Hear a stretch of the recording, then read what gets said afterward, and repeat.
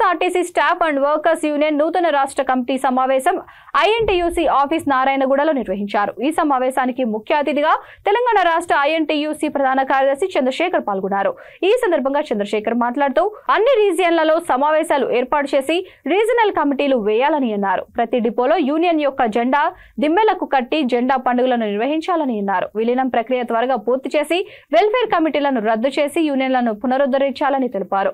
అలాగే తక్షణమే ఆర్టీసీ కార్మికుల సమస్యలు పరిష్కరించాలని ప్రభుత్వం పైన ఒత్తిడి తేవాలని కోరారు. ఈ కార్యక్రమంలో TSRTC staff and workers union సభ్యులు తదితరులు పాల్గొన్నారు.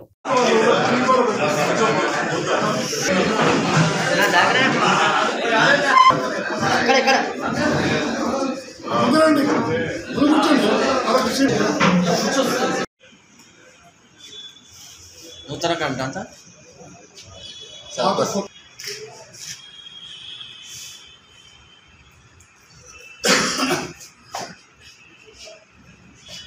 ఈరోజు నేను ఎంప్లాయీస్కు రాజీనామా చేసి ప్రధాన కార్యదర్శిగా ఐఎన్టీసీలో చేరిన సందర్భంగా ఐఎన్టీసీ జాతీయ అధ్యక్షులు సంజీవ్ రెడ్డి గారు తెలంగాణ విభాగానికి ఐఎన్టీసీ ఆర్టీసీ విభాగానికి ప్రధాన కార్యదర్శిగా నియమించడం జరిగింది. అందుకే ఇక్కడ రాష్ట్ర కమిటీ సమావేశం ఏర్పాటు చేయడం జరిగింది.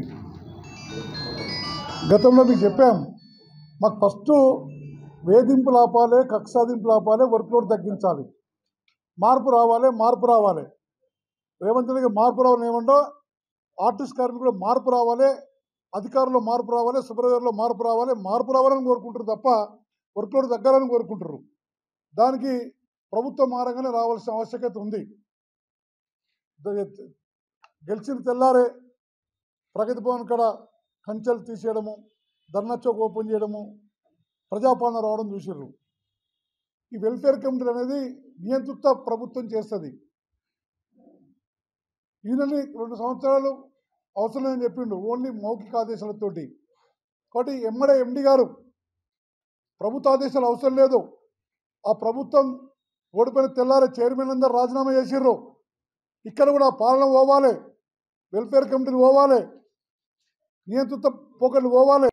తెలియపరిచింది ఏంటంటే, చాలా వరకు కూలంకషంగా ఆర్టీసీలో ఏర్పడుతున్న సమస్యలు, కార్మికుల మీద పనిభారం పెట్టి ఏదైతే దండం వాళ్ళకు పనిష్మెంట్ హరాస్మెంట్ చేస్తున్నారో దాని గురించి చేసినాము.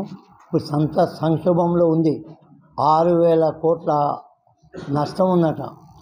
రోజు కష్టపడి కోట్ల రూపాయల లాభాలు తీసుకొస్తున్న, కోట్ల రూపాయల ఆదాయం తెస్తున్న కార్మికుని మీద మరియు వాళ్ళు ఏదైతే హరాస్మెంట్ చేస్తున్నారో మరి అటువంటి దాని మీద మాకు కొంత మేనేజ్మెంట్తో కూడా వాళ్ళ నోటీస్ తీసుకురావడం జరిగింది. నేను ఇప్పుడు కాంగ్రెస్ ప్రభుత్వం మా ప్రభుత్వం మా పార్టీ వచ్చింది కాబట్టి నేను ఈ మీడియా ద్వారా సవినయంగా విజ్ఞప్తి చేస్తున్నా. ఎందుకంటే ఇప్పుడు సంక్షోభంలో ఉంది ఆర్టీసీ కాబట్టి ఈ ఆర్టీసీ కార్మికులే కాంగ్రెస్ పార్టీని సంపూర్ణమైన మద్దతు ఇచ్చి గెలిపించారు. మరి అటువంటి సంస్థను మేము నిలబెట్టాలా. మన గౌరవ సీఎం గారిని, రేవంత్ రెడ్డి గారిని